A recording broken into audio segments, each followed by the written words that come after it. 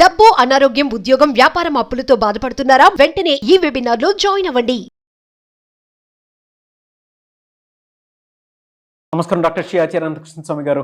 నమస్కారం అండి. Thank you so much for the positive vibes. రాగానే అట్లా ఒక్కొక్క పాజిటివ్ వైబ్స్ వస్తూ ఉంటాయి. Thanks a lot.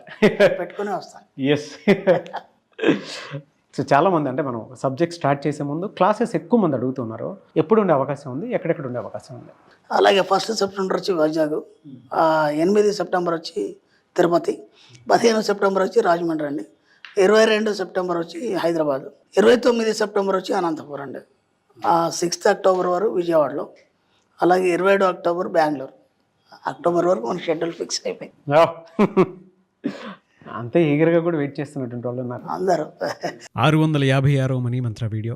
సో ప్రీవియస్ వీడియోలో మన ఇంట్యూషన్ ఎంత బలంగా పనిచేస్తుందని చెప్పడానికి శాస్త్రవేత్త ఎగ్జాంపుల్ చెప్పడం జరిగింది. మీరు ఎందుకు అని అంటే వాళ్ళ ఆలోచనలో ఏది మంచి ఏది చెడు అనేటువంటిది పరిశోధన దాని మీద చేసినప్పుడు ముందే గ్రహించి చెప్పగలుగుతారు. ఆ డీప్ రీసెర్చ్ అనేది లోపలికి డ్రైవ్ అవుతూ ఉంటుంది కాబట్టి అలా కావాలనుకున్నప్పుడు నువ్వు ఒంటరి అయిపోవాలి. ఎస్, ఏకాంతం, శూన్యంలోకి వెళ్ళిపోవాలి. ఎస్, నీలోకి నువ్వు ప్రవేశించాలి. అదే నీకు మార్గదర్శి, నీ మనసే నీకు మార్గదర్శి. చాలా మంచి వర్డ్ చెప్పారు. సో 656వ మనీ మంత్ర వీడియోలో ఏం చెప్తున్నారు? మీరు నాతో గతంలో ఎన్నోసార్లు మన పరిచయం నుంచి ఇప్పటివరకు ఏదైనా ఒక కొత్త కార్యక్రమం మొదలుపెట్టే ముందు నాతో చెప్పారు. మీరు గురుగారు నేను ఇలా చేయాలనుకుంటున్నారు, మీ అడ్వైజ్ ఏందని. చేసేయండి అన్నాను. ఓకేనా. తర్వాత ఒక పీక్ స్టేజ్ వచ్చింది, నాకేం అర్థం కావట్లేదండి, ఇది ఎలా సాధ్యమవుతుంది అన్నారు. మీరు ఏం కదా అయిపోతుంది అని చెప్పాను. ఇలా ఇప్పటివరకు నన్ను ఒక 10 సార్లు మీరు సలహా అడిగారు. 20 సార్లు అడుగుంటాను.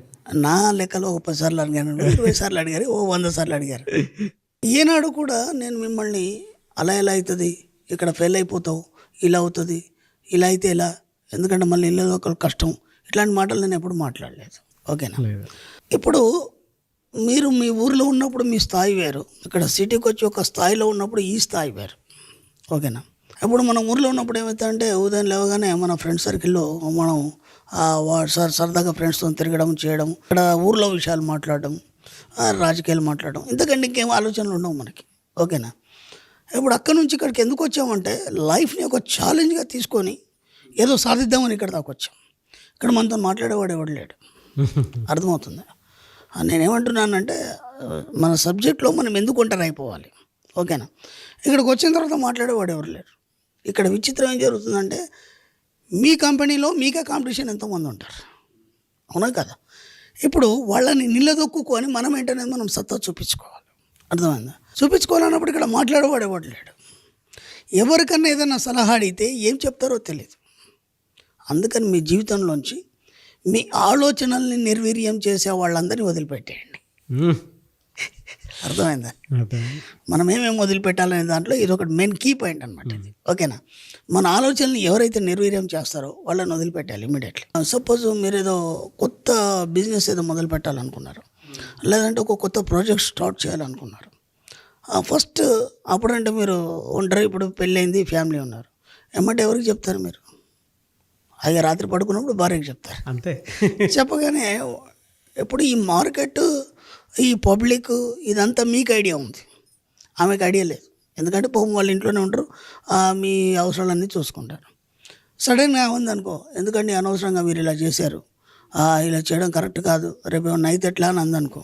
ఇప్పుడు మీరు ఎంతో ఉత్సాహంతో దానికి ఎక్సలెంట్ ప్లాన్ వేసుకొని అంత ఓకే అయిన తర్వాతనే జస్ట్ ఒక ఐడియా కోసం ఏమైనా అడిగారు. మీరు అడిగేసరికి ఆడవాళ్ళ మనస్తత్వం ఏంటంటే వాళ్ళు ఈ బయట ప్రపంచాన్ని చూడలేదు, బయటికి రాలేదు కాబట్టి.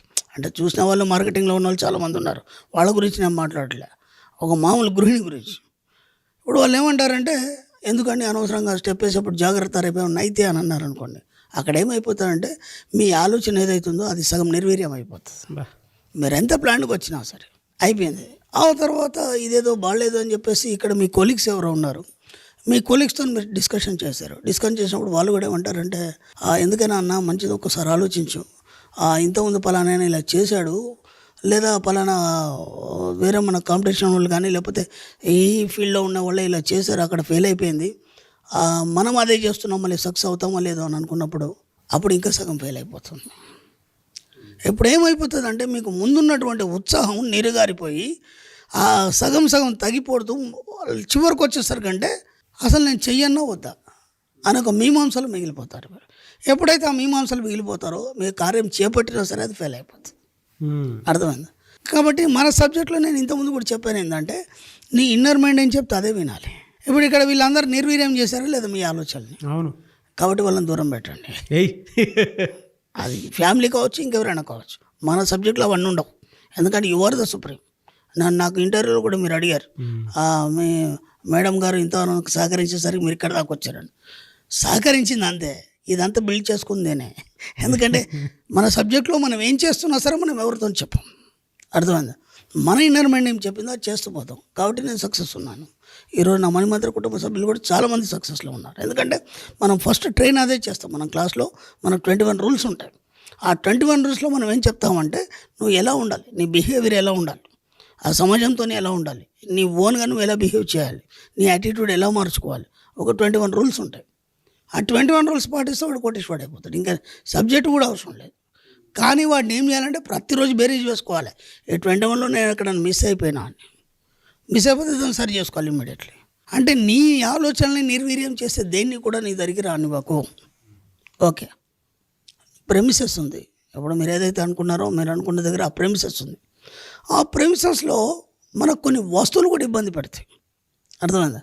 కొన్ని వస్తువులు కూడా ఇబ్బంది పెడతాయి. అంటే ఇప్పుడు మన టేబుల్ కావచ్చు, మన చైర్ కావచ్చు, లేదంటే అక్కడ ఉన్న వ్యక్తులు కావచ్చు, దాన్ని ఇమీడియట్లీ మార్చేయాలి. ఓకేనా? మన ఇంట్లో కావచ్చు, లేకపోతే మన ఆఫీస్ ప్రెమిసెస్లో కానీ ఏదైనా. అంటే నిన్ను నువ్వు తీర్చిదిద్దుకోవడానికి ఏది నీకు ఆటంకం కావద్దు, ఏది నీకు అడ్డు రావద్దు. అర్థమైందా? అవి కూడా ఏం చేస్తాయంటే నీ ఆలోచనలు నిర్వీర్యం చేస్తావు. ఒక చిన్న ఎగ్జాంపుల్ చెప్తాను నేను. మీరు కూర్చున్నారు హాయిగా మీ చైర్లో, ఏదో వర్క్ చేసుకుంటున్నారు. ఆ ఊరికే చిన్న మూమెంట్ ఇలా చేశారు. మూమెంట్ చేసినప్పుడు ఆ టేబుల్ కదులుతుంది. కూర్చున్న చైర్ ఏదైతుందో మాటి కదలడం, లేకపోతే టక్ టక్ చప్పుడు రావడం అయిందనుకోండి. మీరు ఎంతో మంచి కాన్సన్ట్రేషన్లో వర్క్ చేయాలనుకుంటారు. ఇప్పుడు ఇది మాటికి మిమ్మల్ని బ్యాలెన్స్ డిస్టర్బ్ చేస్తుంట. అర్థమైందా? అలాగే ఆ ప్రెమిసెస్లో మీ వర్క్ అయ్యేంతవరకు ఎవరిని కూడా మీ దగ్గరికి రానివ్వద్దు. ఎందుకంటే నేను అదే చెప్పాను, మీకంటే ఒక సపరేట్ రూమ్ ఉండాలి, మీకంటే ఒక సపరేట్ వింగ్ ఉండాలి. దాంట్లో ఎవరిని ప్రవేశం చేయనియద్దు. ఎప్పటి వరకు? మీ వర్క్ కంప్లీట్ అయ్యే వరకు. అర్థమైందా? అంటే ఇక్కడ ఏమవుతుంది, మీ ఆలోచనలు నిర్వీర్యం చేయడానికి వస్తువులు కూడా మీకు ఇబ్బంది పడతాయి, లేదా మనుషులు కూడా ఇబ్బంది పడతాయి. మూడోది ఏంటంటే సమశీతోష్ణ స్థితి ఉండాలి.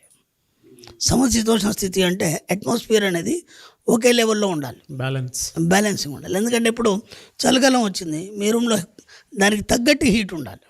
ఓకేనా? లేదు వేడి ఉంది, దానికి తగ్గట్టు కూల్ ఉండాలి. అంటే రూమ్ టెంపరేచర్ మీ బాడీకి సరిగ్గా సరిపోవాలి. లేకపోతే ఏం చేస్తుంటే మీ ఆలోచనల వేగవంతంలో మీ మనస్సు వేడెక్కి శరీరం కూడా వేడెక్కుతుంది.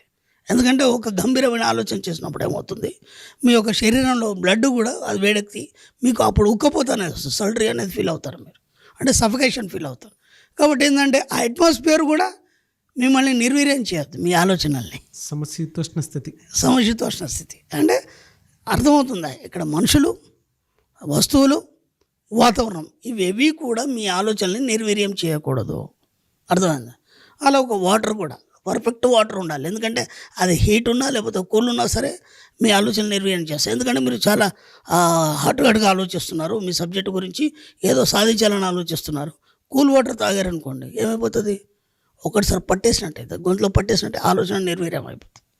అంటే ప్రతి దగ్గర మనం కేర్ తీసుకోవాలన్నప్పుడు ఇవన్నీ ఎవరికో చెప్తే చేయలేదు. ఎందుకంటే మీ ఆలోచన విధానం వేరు, మీ అసిస్టెంట్ పిఏ ఆలోచన విధానం వేరు.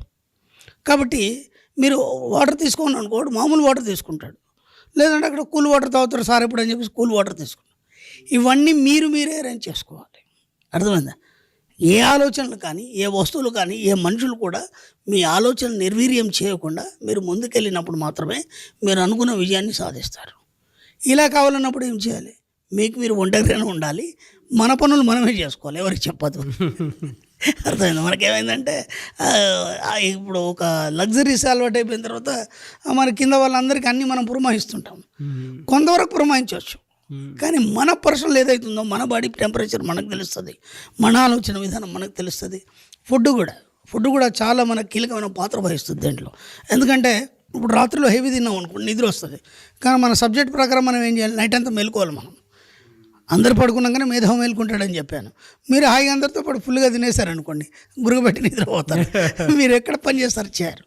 కాబట్టి ఆ ఫుడ్ కూడా మీ బాడీకి ఏది పడుతుంది, ఏది పడదు, ఎంత తినాలనేది ఇట్లా ప్రతి దగ్గర కూడా మీరు ఆలోచిస్తూ మీ యొక్క సిస్టమ్ని ఒక పద్ధతిలో మీరు సమకూర్చుకున్నప్పుడు ఏ ఆలోచనలు, ఇతర ఆలోచనలు మీ యొక్క ఆలోచనల్ని నిర్వీర్యం చేయకుండా, ఏది ఇబ్బంది పెట్టకుండా ఎప్పుడైతే మీరు ఉంటారో అప్పుడు మీరు అనుకున్నది సాధించడం జరుగుతుంది.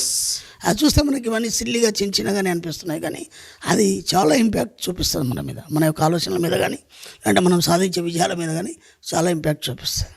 వీలైనంత మట్టుకి మీ ఆలోచన నిర్వీర్యం చేసే వాటిని అన్నిటిని దూరం ఉంచండి. అది ఎవరైనా ఫ్యామిలీ కావచ్చు, ఏదైనా కావచ్చు. రియల్లీ సార్, థ్యాంక్ యూ అండి. Thank you so much doctor షియాచి అనంతకృష్ణ స్వామి గారు. థ్యాంక్ యూ అండి.